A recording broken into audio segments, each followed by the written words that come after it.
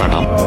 আমি চাই ফজরের নামাজের পর আজান দিব, তুমি তো যাইবা গা বন্ধু। আমি থাকি বেচেলার বাসায়, দুইটা পোলা একটা মায়া, বাড়িওয়ালা যদি জানে কি করবো?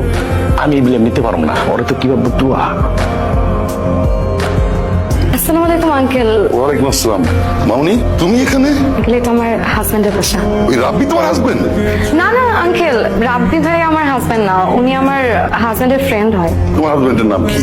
অয়ন। আসলে আঙ্কেল, আপাতত ও কোনো চাকরি করছে না, তো তাই আমরা রাব্বি ভাইয়ের বাসায় কিছুদিন থাকবো। ও খুব তাড়াতাড়ি একটা চাকরি পেয়ে গেলে আমরা একটা বাসা ভাড়া নিয়ে দুইজন চলে যাবো। আসলে তাই কিছুদিনের জন্য এখানে থাকছি। হ্যালো বন্ধু, কেমন আছিস বল?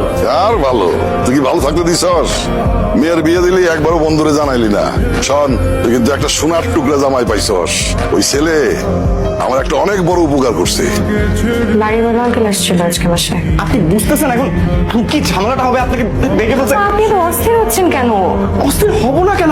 আপনি বুঝতেই পারতেছেন না এখন কি ঝামেলাটা হবে? কোনো ঝামেলা হবে না। বাড়িওয়ালা আঙ্কেল আমার বাবার বন্ধু। তাহলে তো আরো বেশি ঝামেলা হবে। আরে আমি বললাম না কোনো ঝামেলা নেই। আপনি যে ফ্রেশ হয়ে আসেন, আমি খাবার বেড়ে দিচ্ছি। আমার আসলে এইভাবে এখানে আসা উচিত হয়নি, মাফ করে দিও বাবা। তুই আমাকে মাফ করে দিস। আমি তোর বিয়ের ব্যাপারে একটা ভুল সিদ্ধান্ত নিচ্ছিলাম তোর মায়ের কথা শুনে। আর শোনো, তুমি আমার বন্ধুর মেয়ের জামাই, তুমি একটা ব্যাচেলার ফ্ল্যাটে থাকবা, এটা আমার জন্য খুবই অপমানজনক। নিচে আমার একটা ফ্ল্যাট খালি আছে, ওখানে থাকবা, কিন্তু ফিরি না। এই তোমা কার্ড দিয়েছি, ওই কার্ডের ঠিকানা মতো যাবা, তোমার চাকরির সমস্ত ব্যবস্থা করা আছে। প্রথম বেতন দিয়ে তুমি বাসা সাজাবা, তৃতীয় মাসের বেতন আমাকে দেবা। তাহলে কাল থেকে অফিসে জয়েন করে ফেলো। জি স্যার। নো স্যার, তুমি আমাকে আঙ্কেল বলেই রাখবে। জি আঙ্কেল।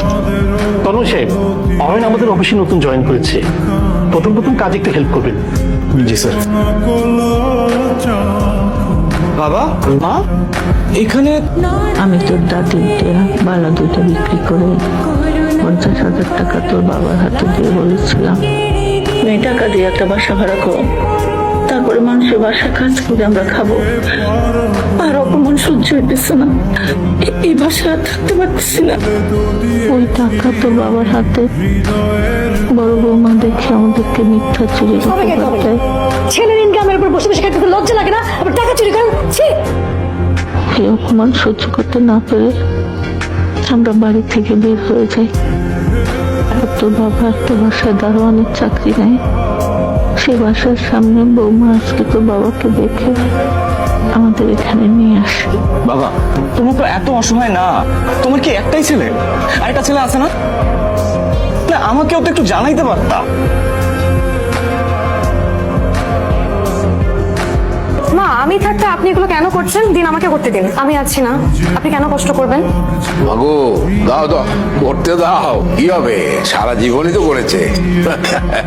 শোনো, এবার তোমার বাবা মাকে একটু খবর দাও, তোমাদের বিয়ের অনুষ্ঠানটা ঘরোয়া ভাবে আমরা করে ফেলতে চাই, কি বলো?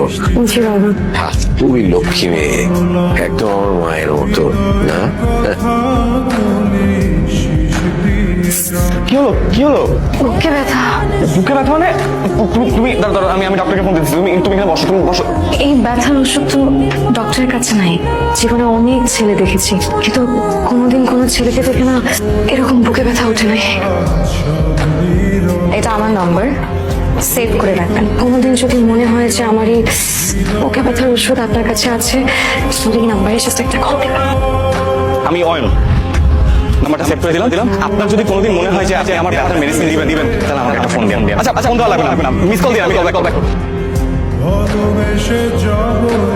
একটা মানুষের পৃথিবীতে সবচেয়ে সুন্দর অনুভূতিটা কি জানেন? এই যে আপনি আমাকে টেনে কাছে নিয়ে আসলেন, এটা একটা মানুষের লাইফে সব থেকে সুন্দর অনুভূতি।